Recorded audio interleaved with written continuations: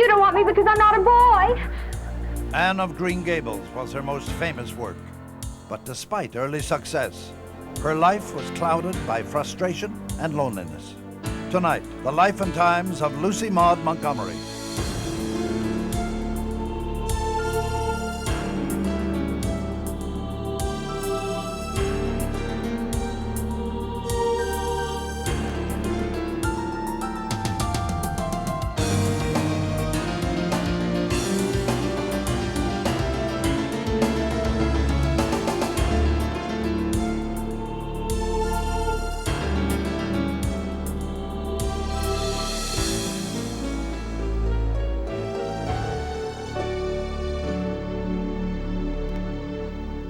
Good evening, I'm Gordon Pinsent. Canada has a strong tradition of regional writers, but Lucy Maud Montgomery from Prince Edward Island has to be the most successful of all. Lucy Maud believed that some of the most important matters in life happen inside the walls of ordinary homes. So in her many stories, poems, and books, she embroidered tales around the lives of women and children. She called them her own people, whom she loved. Tonight, in this previously aired documentary, we look at the life of this popular author, creator of the much-loved Anne of Green Gables, whose only real pleasure seems to have been writing about her imaginary characters. That's the very tragic part of Lucy Maud, is that she created a character that was very liberated, and yet she was very much a victim of the structure of her time. She keeps on writing the journal about smiling even though she's feeling rotten, she's feeling bored, she's feeling angry. And that is repressed, you know, so that we present this nice exterior face. She was a jolly person, I remember. She and my mother would be reminiscing over years gone by, perhaps old courtships, and some comical things had taken place years ago. Well, they'd laugh their heads off. You could almost see those walls vibrating. She wants to be the heroine of her own life, but she doesn't realize that I think in a sense she's the villain as well.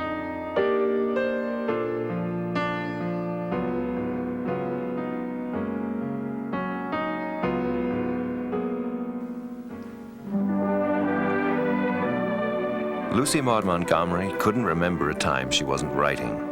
Writing was her passion, her refuge, and her escape. Before her life was over, she would write 23 books, over 1,000 short stories and poems. Montgomery is considered one of Canada's leading cultural exports. Her work has been translated into 20 languages and turned into hundreds of stage plays and films around the world. Her most famous creation, Anne of Green Gables. Which would you rather be if you had the choice? Divinely beautiful, or dazzlingly clever, or angelically good? Although her character Anne is known far and wide, for more than a century after her birth, Montgomery herself, perhaps more than any other Canadian author, remains something of a mystery. Lucy Maud Montgomery was born in the little village of Clifton, Prince Edward Island in 1874. Before Maud is 2 years old, her young mother, Clara, dies of tuberculosis. Although Maud is too young to remember, the loss would shape her life. She would live with and write from that emptiness always. After her mother's death, her father leaves Maud with her aging grandparents in their Cavendish home. She will see him only once more during her life. Maud will be 35 years old before she's free to leave this house. She doesn't paint it as a happy childhood. It's hard to know now how happy it was because she depicts childhood in such happy ways in her books, but she says that it was very lonely. Very, very lonely because her grandparents were too old to understand. They'd brought up their own children. They didn't really want to be bothered with this small child, very sensitive, who was in their midst, and they didn't know what to do with her. So she was lonely and on her own a lot. And she was being raised in a very strict Victorian atmosphere where there was very little understanding or respect for children. It must have been extremely hard and cold. Perhaps it was this loneliness that compelled Maud to invent a world of happy childhoods in loving communities. Some might think my childhood dull, but life never held for me a dull moment. I had in my vivid imagination a passport to the geography of fairyland. In a twinkling, I could and did whisk myself into regions of wonderful adventures, unhampered by any restrictions of time or place. Whether from isolation or from a childhood rich in the pleasures of place, Lucy Maud Montgomery came to create the endearing and spunky Anne of Green Gables, the young girl who continues to hold hearts all over the world. あの大きな桜の木のところまで行くつもりだったの。あれよ、わかる？あれか。で、 From stage plays to animation, all around the globe, people are captivated.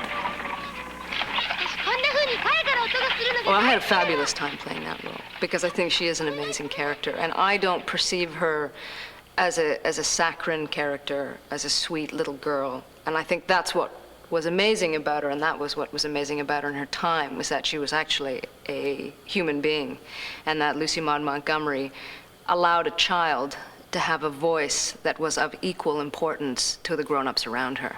So consequently, she has a very bad temper. Miss Cuthbert is not here. What do you mean she's not here? She's gone to East Grafton. And this isn't a novel, it's Virgil's Aeneid, if you want to know. And I'd rather have red hair than none at all, except a little fringe around my ears. She can't stop talking. She's a compulsive talker.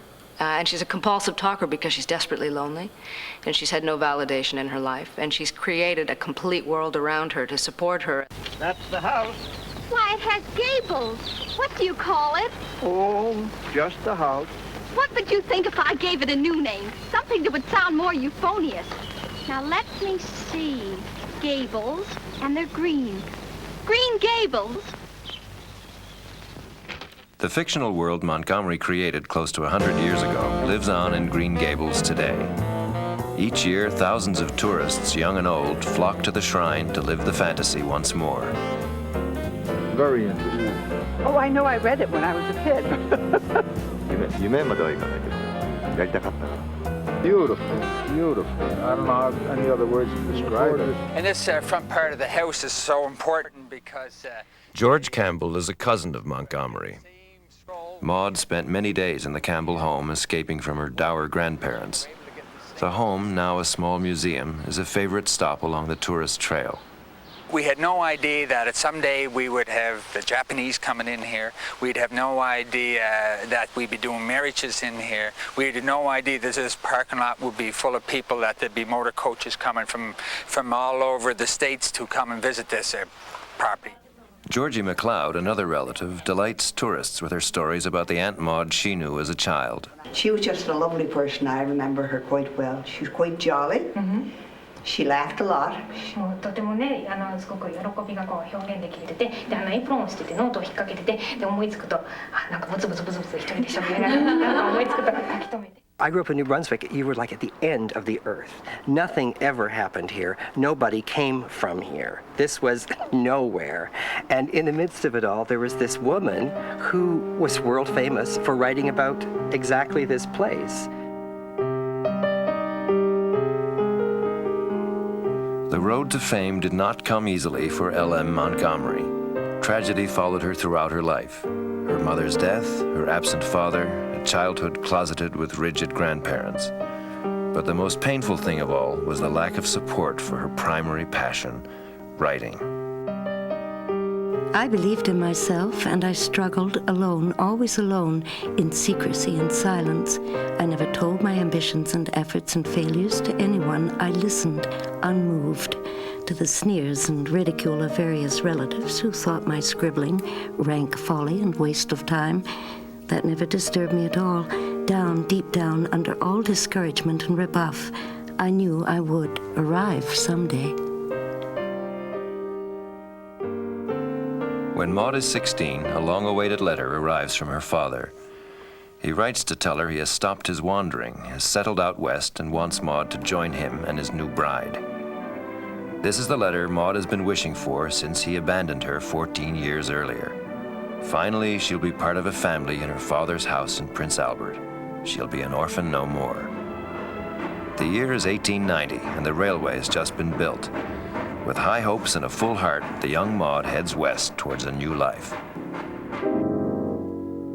It was horrible, she said, and I certainly believe her on this, that her stepmother treated her like a servant. Because I think she found her a nuisance, and I think she was probably jealous of the attention that Maud's father gave to Maud. So she wanted her out of the way, and she wanted her to take care of the baby, and she wanted her to scrub the floors, and she wanted her, and Maud had other things on her mind. She wanted to have a life of her own. If you go through the journals, you'll never find an unkind word about this man. He was a saint. But really, he gave her away. He didn't want her. I think her relationship with her father was disastrous. Why? I mean, technically, Maud Montgomery wasn't an orphan at all, but all she wrote about orphans, one orphan after another. And I think that comes from the fact that her father gave her away, and she felt emotionally she was an orphan. My dear parents were rich and aristocratic. Now, just the facts, mind. My parents were poor as church mice. That's what Mrs. Thomas said. Who is Mrs. Thomas? She's the lady who took me when my mother died of fever when I was 3 months old. I do wish she'd lived long enough for me to remember calling her mother. It's so sweet to say mother. Don't you think? My father died of fever 4 days after.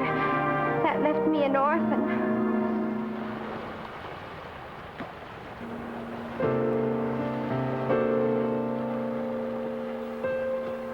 After 1 year, Maud buries her dream of being part of a family and heads back to PEI.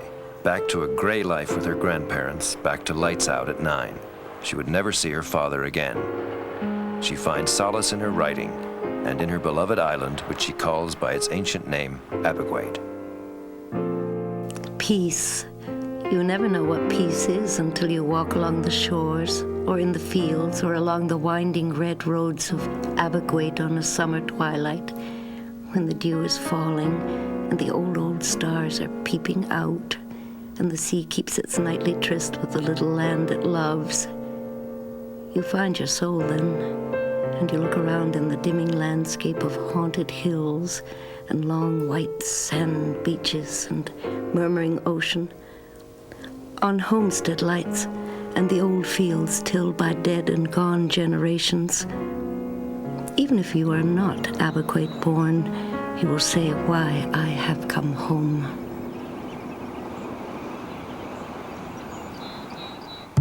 After leaving college, Montgomery teaches for a couple of years in rural schools around Prince Edward Island. But she has to give up her short career and return to Cavendish to care for her aging grandmother. After the brief but delightful taste of independence, Maud does not want to return. But she answers the call and, in true Montgomery style, teases out the silver lining. Maud had been writing short stories and poems since she was a young girl. To her delight and amazement, the work was selling and she was beginning to earn a living from her pen. Now, in the creeping quiet of Cavendish, she can devote herself to her writing full-time. When she's 31 years old, she begins the novel that will launch her career. I had always kept a book in which I jotted down as they occurred to me plots, incidents, characters, and descriptions. I found a faded entry that was written many years earlier, and it said, "Elderly couple apply to orphan asylum for a boy. By mistake, a girl has sent them." No boy, but there must be a boy. We sent word to Mrs. Spencer to bring us a boy. Well, she didn't bring a boy. She brought her. I asked the station master. Well, this is a pretty piece of business. You don't want me. You don't want me because I'm not a boy. It was all too wonderful to last. Might have known nobody really did want me. I remember well the very evening I wrote opening paragraphs of Green Gables. It was a moist, silvery, sweet-scented evening in June, 10 years ago. I was sitting on the end of the table in the old kitchen with my feet on the sofa beside the west window because I wanted to get the last gleams of daylight on my portfolio. I did not for a moment dream that the book I had just begun was to bring me the fame and success I had long dreamed of, so I wrote the opening paragraphs quite easily, not feeling obliged to write up in any particular reputation or style. She completes the manuscript with ease and sends it out to publishers across the country. Because she and her grandmother operate the post office, Maud is the first one to check the mailbag each day, the first one to read the rejection letters. She loses heart and tries to hide her disappointment. She had actually given up on the manuscript, and she'd put it in a hat box and put it in her closet. And when she was spring cleaning, she ran across it, sat down, she said, on the floor and started to read through a few pages. She thought, this is good. Read through the whole thing and said, that's good. I'm going to send that off again. And she did.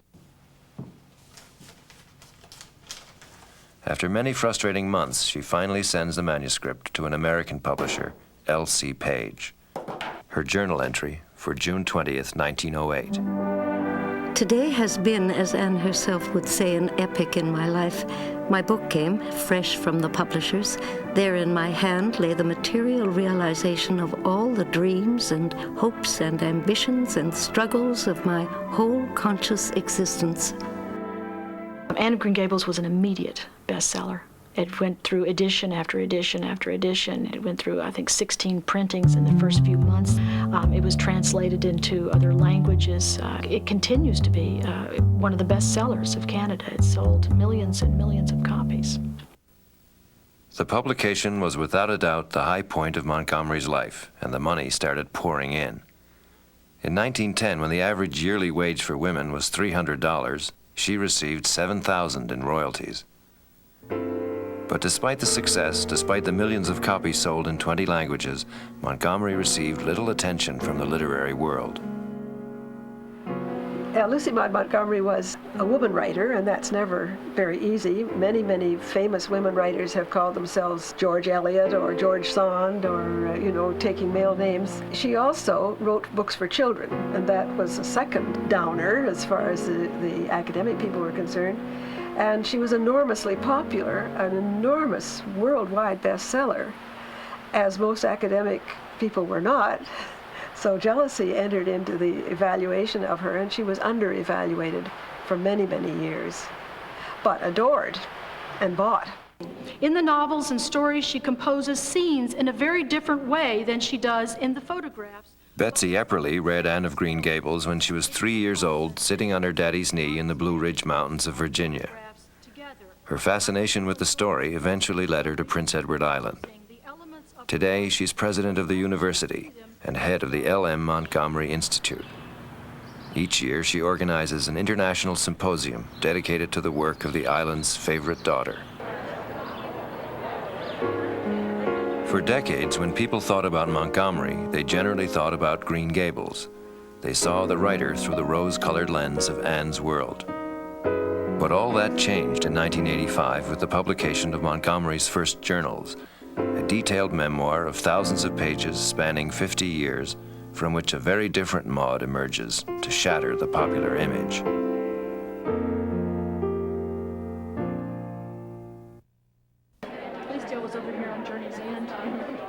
Montgomery's official biographer, Mary Rubio, is the editor of the journals. She and Epperly, like other Montgomery enthusiasts, are thrilled that these newly released journals finally bring the writer the academic attention she has been so long denied. If Montgomery was here today, watching the conference, watching all these academics discussing her work and trying to understand it, she would be delighted.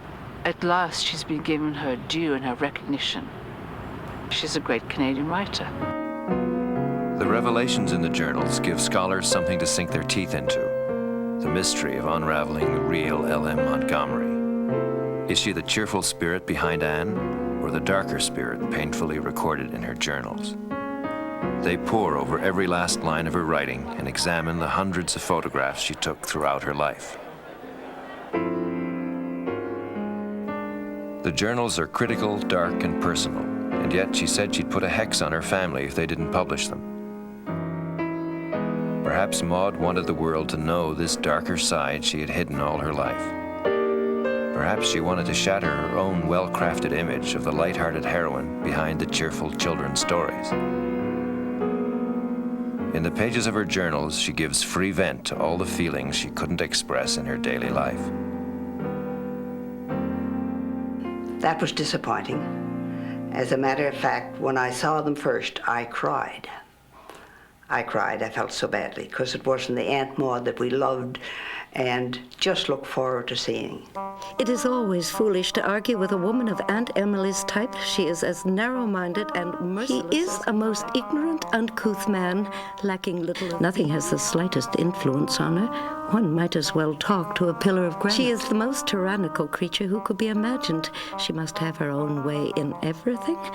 There are passages which, to me, are very much from the heart, you know, and very much express her bitterness and her rage.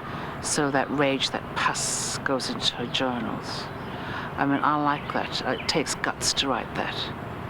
And it takes guts to leave it in. I mean, we don't know what she cut out, which might be even more pussy. She mentions in the journals that she had taken Veronal, and I understand that is sort of a sedative or something to, what is the word I'm looking for? Calm you. Yeah, and so I think that is when she wrote some of those journals, when she was depressed and that, and I don't think she wasn't the Aunt Maud that we knew. Of all the facets of this woman's life exposed for the first time in the journals, the most difficult to accept was her vibrant sexuality. This revelation both titillated and disquieted her loyal followers. I wasn't expecting her to be such a sexual being at all, and that was a real shock. I wasn't expecting her to be such a flirt, and that was a shock. And I wasn't expecting her to be so neurotic. I think, you know, we when those journals came out, we looked at them thinking, here's the autobiography of Anne of Green Gables, and you read it for that, and that's certainly there, or aspects of that are there, but there's just all the other stuff. Lucy Maud Montgomery was a flirt. I've heard that Lucy Maud Montgomery was a flirt. She characterizes herself as a flirt. You talk about, look at what she says in her early years in the early journals. I certainly think she was a flirt, and I think she was a very proficient flirt, too. I mean, she was really good at it. Men, did you say? Yeah. Well, I guess she did. She had a lot of admirers. One after another, she goes out with these poor guys. She runs the roads with them. She goes to dances with them. She goes to church with them. And then, inevitably, when they propose, and they all seemingly seem to propose, she says no. And either they're not suitable, or she had no idea where. They got the idea that she was serious. During the winter when I was at Prince of Wales, I went around with Lem, but it was John Sutherland I was in love with. I was hand in glove with Willie Pritchard. I liked Willie. I'm quite sure. If he had kissed me again at that moment, not all the resolution in the world could have prevented me from betraying my repugnance. This is just hearsay, but there's one especially. She said that she would go to her grave loving him. She writes about Herman Laird from a purely sexual way. His touches were thrilling, but she thought of him as being lower class, you know, like a farmer, and she thought herself above that. She has no photograph of Herman Laird. She finds a likeness in a magazine, cuts it out, and pastes it lovingly in her journal. It's an image she'll return to many times throughout her life.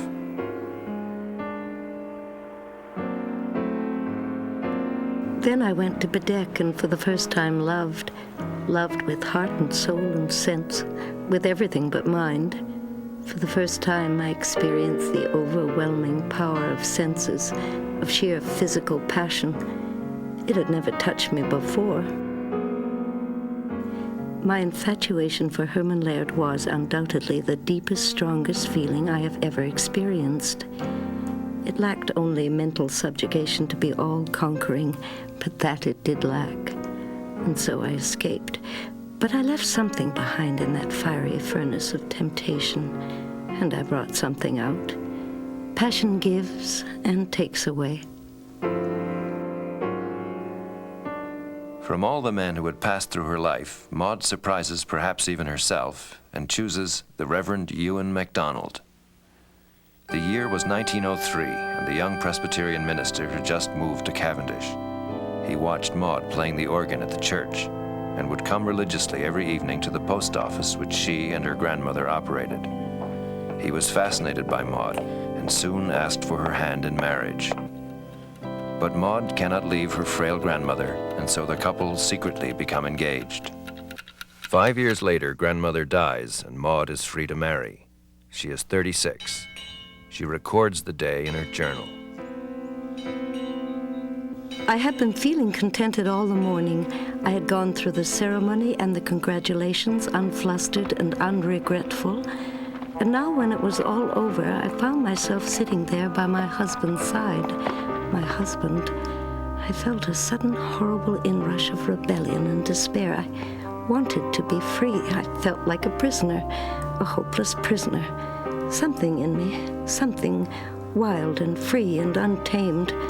Something that Ewan had not tamed, could never tame, something that did not acknowledge him as master, rose up in one frantic protest against the fetters which bound me. At that moment, if I could have torn the wedding ring from my finger and so freed myself, I would have done it. But it was too late, and the realization that it was too late fell over me like a black cloud of wretchedness. I sat at that bridal feast in my white veil and orange blossoms beside the man I had married, and I was as unhappy as I've ever been in my life. Why did she marry this man who she was not in love with? And she says that quite frankly in her journals. She was in her late 30s, and he was 40. So they were middle-aged when they got married. And I think they probably both had expectations about what marriage should be, and I'm not sure that how they discussed that, but I have a feeling that they didn't, either one of them, get exactly what they bargained for. She married him because she wanted children. She wanted to have a position in a community, and at that point, a minister was the most respected man in a community. He was very handsome. She did not know at that stage that he was going to, have the mental illness, and he was a wonderful catch. Maud wanted a home. She wanted her own home, and she wanted to have children, and she was very clear about that. So she wanted to be mistress of a home, and she wanted children, and this was the way she could do that. I don't know what Ewan MacDonald wanted. In terms of her career as a writer, certainly, I think it was the biggest mistake she could possibly have made. I mean, in terms of the fact that she was a woman in her late 30s, and it was 1910, and she wanted a family, yeah, it makes perfect sense. She wanted to have babies, and she had babies, and she loved her babies. I weaned Chester today, finally. I hated to do it. It seems to me that the dearest bond between us has been broken. He is a little less my own now, and he is wearing creepers and looks so I cannot peep into that baby brain and discover what is hidden there. He is my child, bone of my bone and flesh of my flesh, but his little individuality. Such love. I never dreamed there could be such love. It seems blent and twined with the innermost fibers of my being. Bringing up Chester and Stuart in their Ontario home gave Maud the happiness she had craved all her life, a family of her own in a home of her own. But Maud could never have anticipated the high cost of that security. I have never thought it a very enviable lot to marry a minister, but when I did it, I wrote 2 hours this morning and put up juice in the afternoon. I cook and sew and train my children and write novels and endless letters and run 3 societies and make innumerable parish visits and garden and advise and can berries and encourage Ewan and entertain endless callers and shop and plan menus and take snapshots.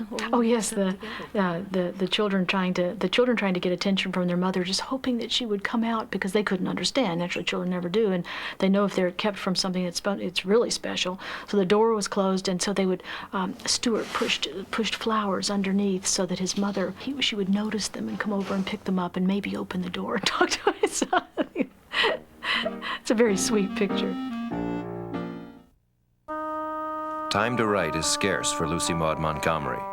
Ewan is no help with the children, and although he's never read a word she wrote, her writing is now supplementing his meager income. To add to the pressures, her publisher is pushing her to fill the public demand for more and more Anne stories. On September 1st, 1913, I began work on the 3rd Anne book. I did not want to do it. I have fought against it. But Page gave me no peace, and every week brought another letter from some reader pleading for another Anne book. So I have yielded for peace sake. It's like marrying a man to get rid of him. By the time she reaches 40, Montgomery has penned 6 Anne books, and although she's always racing against time, she's beginning to enjoy her success as a writer. And then, in 1914, a shot is fired that triggers the onslaught of the First World War. It seems to pierce Maud's fragile world. Good God, I cannot believe it. It must be a horrible dream. It has come up like a thundercloud. That was the shot heard around the world, to be echoed and re-echoed by the death shriek of millions and the wails of heartbroken women. She was so intensely engaged with the First World War and the battles of the First World War that she mapped them out. She knew what was going on. She waited for the newspaper every day and for news to come. She felt that she was living through each of the battles of the war. That's very hard for people to understand nowadays. May the 7th, a date that must ever seem of hideous import to many heartbroken people. For it was the day the Lusitania was sunk by a German submarine, and the whole world shrieked with horror and rage over the hellish deed. A deed that will brand the name of Germany with indelible infamy through generations yet born. For myself, when I read of these scores of murdered babies and pictured their dead little bodies floating about in that pitiless, ice-cold water, I felt a hideous nausea of life. I wanted to get out of a world where such a thing could happen and shake its accursed dust from my soul. Can there be a God? Can there be a God? As a minister's wife, she had the job of visiting family after family with the news that the boy was gone, you know. And as she took the war, although she had no sons that age, I think the war broke her spirit. Although the war had a debilitating effect on Maud, it was not in her nature to give in to despair. She continues to do what she's always done, to write. She writes against the war in her books in an interesting way, and she writes about it in an interesting way. Rilla of Ingleside, a wonderful book, is the only contemporary Canadian woman's account of the home front during the war. And what she gives us in that book is a perfect picture of the women managing the country when the men had to be away. Most war stories are about on the front, but this one is about life here in Prince Edward Island, day by day, watching the news, getting news, bad news, feeling frustrated and impotent because the men were saving the empire and saving humanity was the feeling. And the losses, you know what the losses are like when you go to any of these little villages, and every village, the only monument is the cenotaph with the names of a whole generation of young men. And none of that is told in fiction. Walter looked up at her and had one of his odd visitations of prophecy. Before this war is over, he said, or something said through his lips, every man and woman and child in Canada will feel it. You, Mary, will feel it in your heart's core. You will weep tears of blood over it.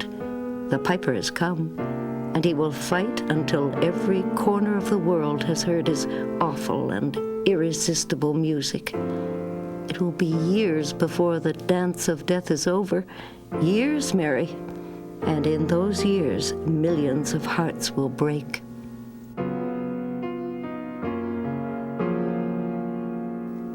The battles are over, the guns are quiet, but Maud is not celebrating. The end of the war has brought with it the realization that her husband Ewan is seriously, chronically ill. He had bouts of mental illness. And she said at one point that if she had known that, she wouldn't have married him. He would start speaking very, very slowly and in a very sort of childish way. Religious melancholia is what it's called. And it means that he actually did, he was Presbyterian, and he did not believe in predestination. when he was well. When he was ill, he believed that he was one of the damned. My husband is in the throes of one of his attacks of recurrent melancholia. He is laying around the house all day, either gazing into space with a wild, haunted look in his eyes, his hair on end, his very features so changed as to make him look like a stranger to me, or chanting hymns from the hymnal in a sing-song way that makes me feel like rushing out of the house and screaming. Nothing could, in his bouts of illness, nothing could make him feel that he was going to be saved or that the world was a place that you could be saved in. He would lose his parish if people knew about that. She had to be more and more careful. She did not want anybody to know. Her small sons would have to be exposed to their father that way. So she had to hold all of that together. Imagine what that does to you physically and spiritually and psychologically, every way you can think of. She's holding it together. She's keeping everything safe. She's keeping it under wraps. She's putting it in her journal as much as she can. But mainly she is having to keep it all inside. No one must know, for Ewan's sake and the children's as well as my own, what his trouble is, as long as I can keep it secret. In her journal, she marks 1919, the beginning of Ewan's illness, as the end of her happiness. She says that in her fiction she wanted to present the sunshine. You know, she wanted to keep the shadows of her life out of her work. You know, have this like sunshiny world. I think she later regretted that and sort of got stuck in always writing cheery, upbeat books and didn't want to anymore, you know. Today I wrote the last chapter of Rilla of Ingleside. It is the last of the Anne books. I am done with Anne forever. I swear it as a dark and deadly vow. Page was pushing her to write another Anne book, as I said, even before Anne of Green Gables was published, because Page was in the serial business. And he knew that the way to make money was to you get one good book, but you sell a series. And in fact, you might even be able to sell a series that's not so great, but people like a character and they catch on. But Anne of Green Gables was such a smash hit that he did not want to let go. Maud wanted to write a serious novel, but was unable to break the lifetime pattern that continued to hold her back. She has a number of contemporary writers. You think of the Canadian women writers, but you also think of Virginia Woolf, who's almost an exact contemporary. Virginia Woolf also had a husband who took care of her and was proud of her and arranged for her to have time to write. And it really is interesting to speculate what Maud might have produced if she had been married to Leonard Woolf instead of to Ewan MacDonald. Yes, she was in a terrible marriage, and it wasn't a supportive marriage and all of that. But on the other hand, she decided what she wrote herself. It certainly wasn't as if Ewan MacDonald was standing next to her desk saying, "You can't write about this." I mean, she picked those topics herself. And I think she didn't give herself enough credit, and I think she was afraid to look.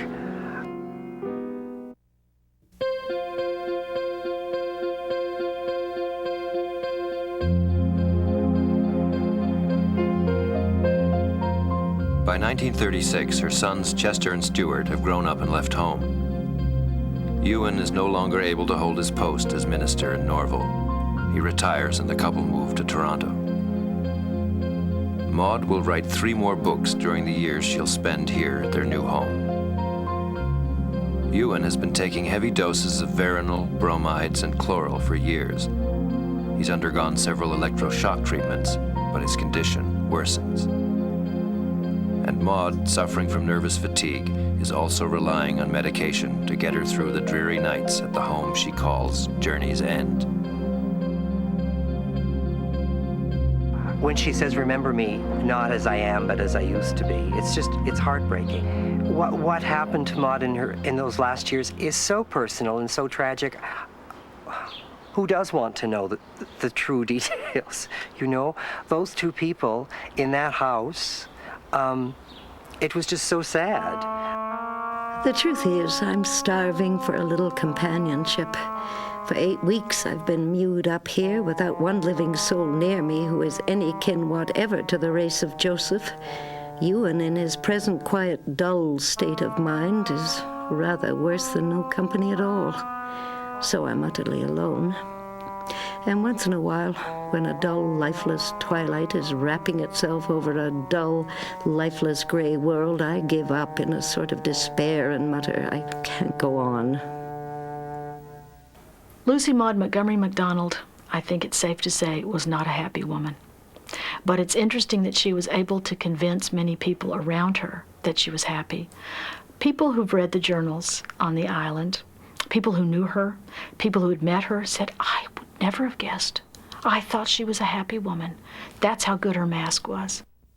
She writes to Macmillan that she couldn't even write a letter, and the letter was a 2-paragraph letter, if that, if she hadn't had a hypodermic. So there's something about the two of them sitting around that place in Toronto, on medication, depressed and unhappy, and they weren't that old. I mean, she was in her late 60s. He was maybe 70. It wasn't as if they were 90, but they were. It's just, I don't know. There's something so unbearably sad about it, as if their lives had already ended. In 1942, Lucy Maud Montgomery dies at age 67. Her body is laid in state at Green Gables.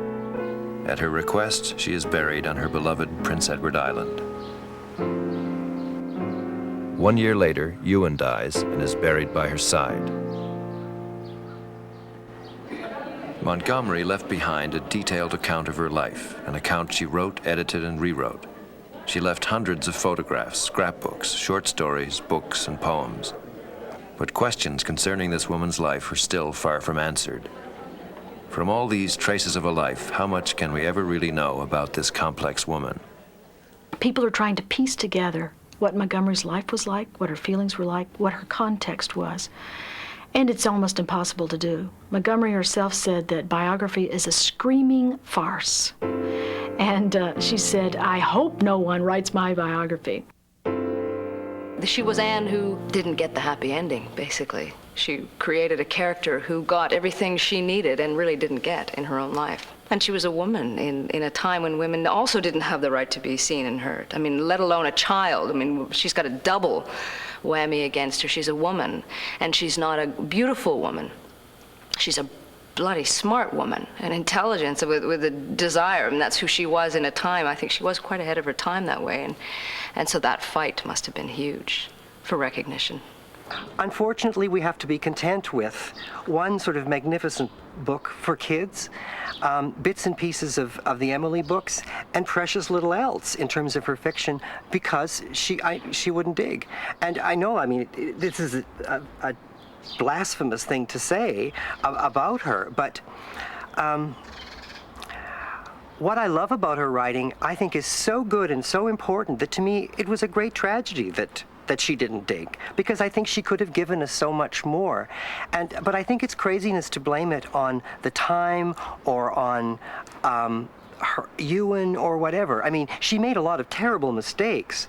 But on the other hand, I think when she went off to her room alone to write, she didn't do the work she should have done. That's the sad tragedy to me about poor old L.M. She had greatness in her, but she was afraid of it. If she was alive today, I would just tell her that we're so proud of her, that she's put her island on the map, and most of her tourists come here, they want to know where L.M. Montgomery, where she was married and where she spent a lot of her good times and some of the schools she taught in. I just wouldn't be able to really give her the exact words that I would like to, but she has. She's just made Prince Edward Island what it is today. Just sort of a fairyland. The last 13 years of my life there were certainly not happy years, and part of them were violently unhappy. Yet there are many hours of happiness and sweetness in them, too. The happiness of a loved work and a success in that work. The happiness of wonderful communions with sea and field and wood. And I tasted this happiness again in writing over the years. There are many different happinesses, and we never know them all at once, because that will be perfect happiness, and it is something the gods do not allow us mortals.